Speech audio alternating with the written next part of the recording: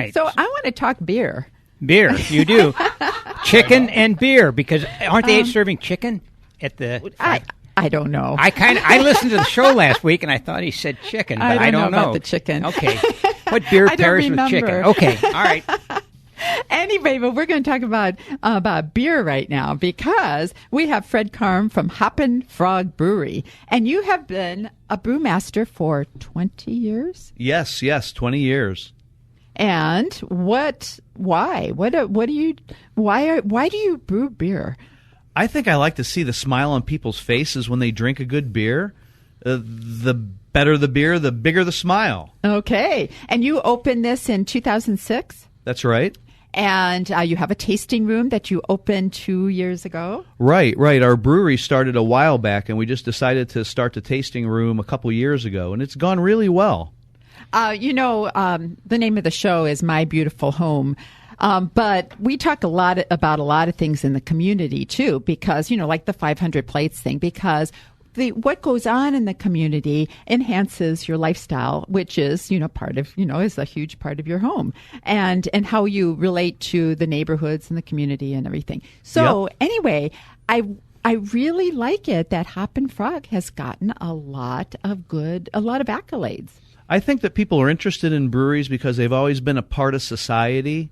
100, 200 years ago, they were the place that you would meet to get your news. They would call them public houses because the public would meet there usually after work and share information, and that's how you got a majority of the knowledge that you had of what's going on in your neighborhood and your society. Oh, I like that. I come from a journalism background, so I kind of like that. And at a brew pub, getting disseminating news and getting news that way. And the news was free back then, probably. Absolutely. Yeah, it was just told. So, storytelling. Yeah, it was fun to hear about what's going on in your neighborhood, in your street, over the bar. So people would typically go to the bars to get your information, to get your news. Huh. So what kind of beers, what's your specialty? Gosh, Boris the Crusher Imperial Stout is our biggest selling beer. We're very good at making the heavier, more flavorful beers, and Boris the Crusher is the quintessential stout. Boris the Crusher. It is. It'll crush your taste buds like no other. Wow. This is a beer that's won 2 gold medals at the Great American Beer Festival and has actually got us sales overseas as well as across America. So it's really surprising. As small as our brewery is, we do about 2,000 barrels a year right now. That we have our beer distributed now in 20 states and almost 20 foreign countries now. How many different varieties of beer do you brew? We've got over 50 registered with the federal government, okay. But at any given year, we'll do anywhere from 24 to 28 styles. I know this is totally not a fair question, but do you have a favorite? Like asking about, favorite child, I know. It is. It really is. That's what brewers say, because you take the beer from conception through birth. It goes out into the life, and it makes a name for itself. Some of them make a lot of money. Some of them don't. If they were all your children, you might look favorably towards the one that made the most amount of money. That's our Boris the Crusher. It's our number 1 selling beer. How about that? That's great. And tell us about the tasting room, because you are a very gregarious sort. Thank you. And you like to entertain anyway at home. So tell us how you have decorated your tasting room. Right. I look at the tasting room kind of like an extension of my house in a way. When I designed it, I wanted it to be comfortable and inviting. So we have things like granite top bars, and it's very nicely painted and comfortable. I wanted to make it different than most other tasting rooms that you'd go to at a brewery or a winery, which really lets you experience, the smells and the noises of the working environment. Instead, ours is removed, and it really is made to complement our beer, because our beer's a high-end beer style. In general, Hoppin Frog is thought to be one of the higher-end beers, so it was nice to make a high-end tasting room. And then the first year that we were open, TripAdvisor said that we were the highest-rated tasting room of any brewery or winery in Ohio because of the ratings that we had got. So that was surprising and very rewarding. Yes, I imagine it was gratifying. So how often, what are your hours there? We are open Monday from 5 to 10, Tuesday and Wednesday 3 to 3 to 10, and then on Friday it's 3 to 11, and Saturday it's noon to 11. Okay, so And you you can serve start food. early and go. And, Yes. and you do serve food. Yes, we do. We have a heck of a kitchen, and we're just releasing our fall menu next week, along with our pumpkin ale celebration. All week it'll be our pumpkin ale celebration. Okay, so can you give us just a little preview of your fall menu? Gosh, our fall menu is going to feature something new to our menu, which will be tamales. Tamales. Yeah, we've been developing them, and they're quite tasty. That's one of the things I'm most excited about, as well as our Russian roulette stuffed peppers. Oh my. Okay. Wow. So tell us. We'll be talking to you later in the show too. But tell us how where you're located, how to get there, and we'll also have a link to Hoppin Frog Brewery on mybeautifulhomeshow.com. Okay, Hoppin Frog is at 1680 East Waterloo Road in Akron. It's a little bit south of downtown Akron. It's on 224, a mile and a half east of the interchange, and it's right across the street from the Lockheed Martin Air Dock. And we were talking with Fred Karm. He is the owner and impresario of Hopping Frog Brewery, and he has a great list of beers, and they serve food and everything out at his And tasting they've got rooms. their new pumpkin ale. Right, and it's available in retail stores around the area. Right, and it's our Pumpkin Ale Celebration Week all next week.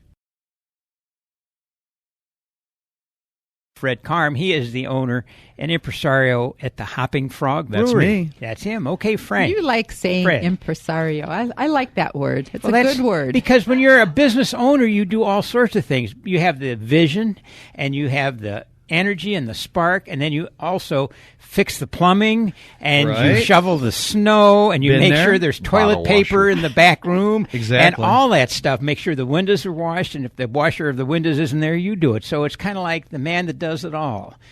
That's the way I used to feel, but now I got people. Right, but you still have to chase the people around to make That's sure. right. Right. I got people doing that, though. It's kind of nice. Well, good. Chasing the people. We got a good setup now. We've been open almost 10 years. Heck, we're celebrating our 9-year anniversary this week.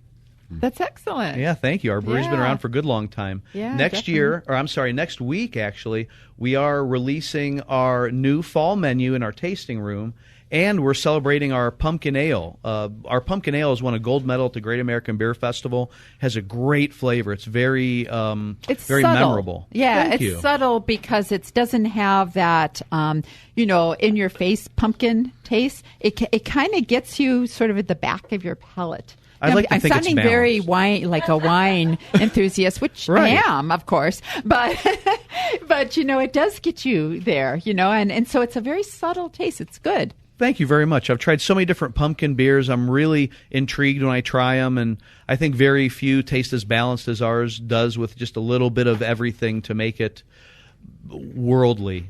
And tell us about the Christmas ale that comes out November 1st. Right. Our Christmas ale is called Frosted Frog Christmas Ale, and it has a lot of Christmas spices, which really remind you of a Christmas cookie.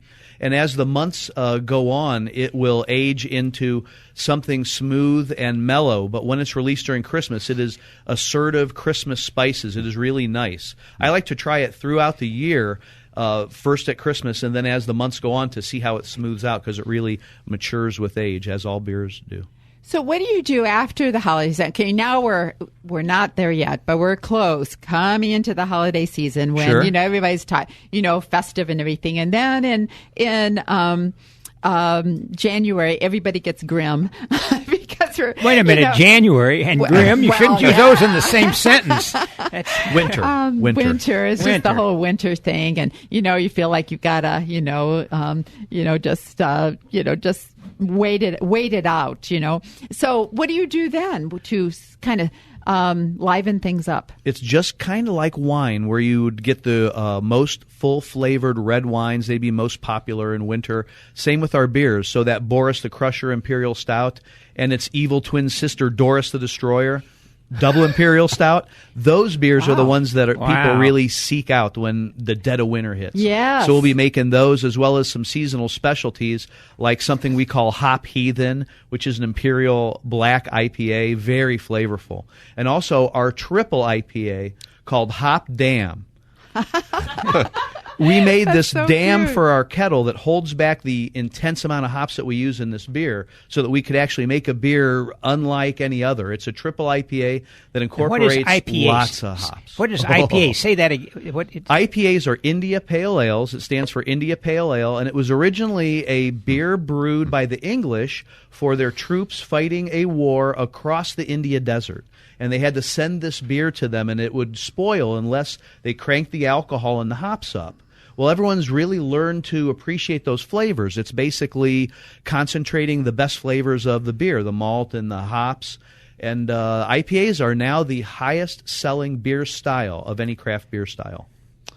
Okay. And your beers are in 20 states, you said. Right. And you've sold them internationally as well? Yes. We sell currently now in 17 foreign countries, if you can believe it. And that is such a big feather in our cap. That is so wonderful. But let me ask a question closer to home. Yeah. What stores can you get it here in the Akron area? Well, I'm glad you asked. Good question. Well, do I get a point or yes, star? Yes, you do. Okay. There are so many stores that really embrace our beer. One of the biggest is Acme, but there's so many great ones. Acme has a wonderful selection. Acme is good at supporting local. Because we've had the impresario behind Cleveland Whiskey on, yes. and Acme has Cleveland Whiskey too. Yeah, they're huge supporters, and we are as well of them. But also Bueller's, Fisher's, Giant Eagle, all the ones that are out there, Heinen's, of course the West Point Markets and Mustard Seeds, all the big ones that carry the big flavorful beers. And ours are big beers. We sell our beers only in 22-ounce bottles and then on tap at your favorite retailer. Excellent. Okay, and we're going to have all your information on My Beautiful Home Show and links and everything else after the